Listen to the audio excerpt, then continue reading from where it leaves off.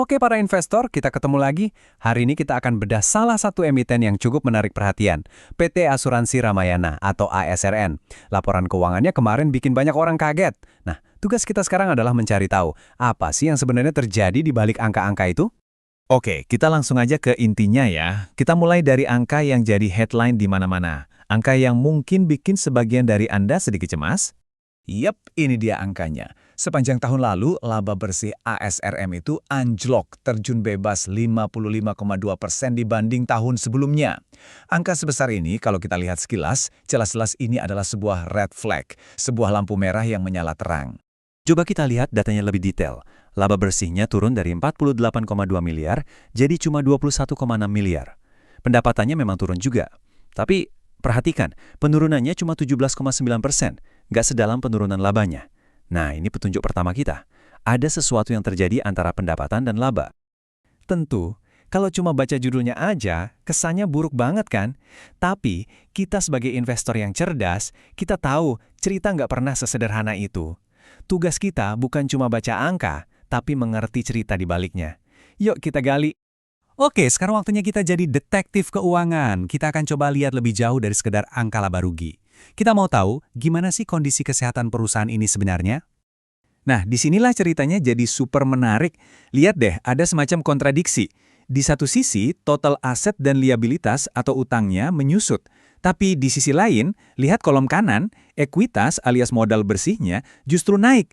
Dan yang lebih keren lagi, arus kas operasinya berbalik dari minus ratusan miliar jadi positif. Ini sinyal yang sangat-sangat kuat. Nah, ini kan jadi pertanyaan besar. Gimana ceritanya asetnya berkurang, tapi modal dan kemampuan perusahaan menghasilkan uang tunai dari bisnisnya justru membaik? Ini fenomena apa? Kok bisa begini? Jawabannya ternyata ada di 3 keputusan strategis yang diambil manajemen. Jadi ini bukan kecelakaan teman-teman, ini adalah sebuah langkah yang sudah dirancang dengan matang. Ini dia 3 kuncinya. Pertama, mereka melakukan selective underwriting. Gampangnya, mereka nggak lagi obral jualan polis, tapi milih-milih nasabah yang lebih menguntungkan dan risikonya lebih kecil. Kualitas di atas kuantitas. Kedua, ada aturan akuntansi baru PSAK 117 yang memaksa mereka lebih hati-hati. Dan yang ketiga, sebuah langkah yang cerdas, dividen saham. Soal dividen saham ini, coba perhatikan. Ini cerdas banget. Investor tetap senang karena dapat hadiah berupa saham baru, tapi perusahaan nggak perlu keluar uang sepeser pun. Uang labanya tetap utuh di dalam perusahaan, diubah jadi modal. Ini namanya memperkuat benteng pertahanan dari dalam. Oke, setelah kita tahu semua cerita di belakang layar, sekarang kita sampai ke pertanyaan paling penting buat kita sebagai investor.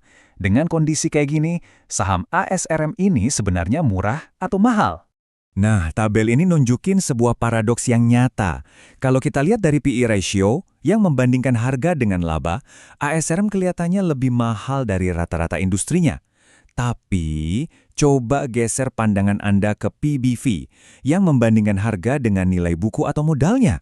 Angkanya cuma 0,51x. Ini artinya, harganya didiskon besar-besaran. Jadi mana yang kita percaya? Intinya begini. Pasar seolah-olah hanya menghargai perusahaan ini setengah dari nilai aset bersihnya. Kenapa bisa begitu? Kemungkinan besar karena profitabilitasnya atau ROE-nya yang masih di bawah rata-rata. Pasar seakan berkata, asetmu banyak, tapi kemampuanmu menghasilkan laba dari aset itu belum terbukti. Oke, dari semua analisis ini, apa pelajaran yang bisa kita bawa pulang? Mari kita rangkum poin-poin terpentingnya. Kalimat ini menurut saya merangkum semuanya dengan sempurna. Penurunan laba yang kita lihat itu bukan kegagalan. Itu adalah sebuah pengorbanan yang disengaja. Mereka seolah-olah mengambil satu langkah mundur untuk bisa lompat 2 atau 3 langkah ke depan nanti. Jadi kesimpulannya ada 3. Pertama, jangan panik lihat laba anjlok 55%. Itu adalah efek dari strategi bukan karena bisnisnya memburuk. Kedua, perusahaan ini justru lagi berbenah, memperkuat fondasi keuangannya. Dan ketiga yang paling menarik, valuasinya menawarkan potensi deep value di mana kita bisa membeli aset dengan diskon besar. Ini membawa kita ke pertanyaan terakhir, pertanyaan jutaan dolar. Apakah ASRM ini sebuah peluang deep value yang klasik, di mana kita membeli bisnis bagus dengan harga murah, atau jangan-jangan ini adalah sebuah value trap, saham yang kelihatan murah tapi akan terus murah karena ada masalah tersembunyi? Jawabannya teman-teman ada di tangan manajemen. Apakah mereka bisa membuktikan bahwa strategi mereka ini akan menghasilkan laba yang lebih tinggi di masa depan? Nah, itulah yang harus kita pantau bersama.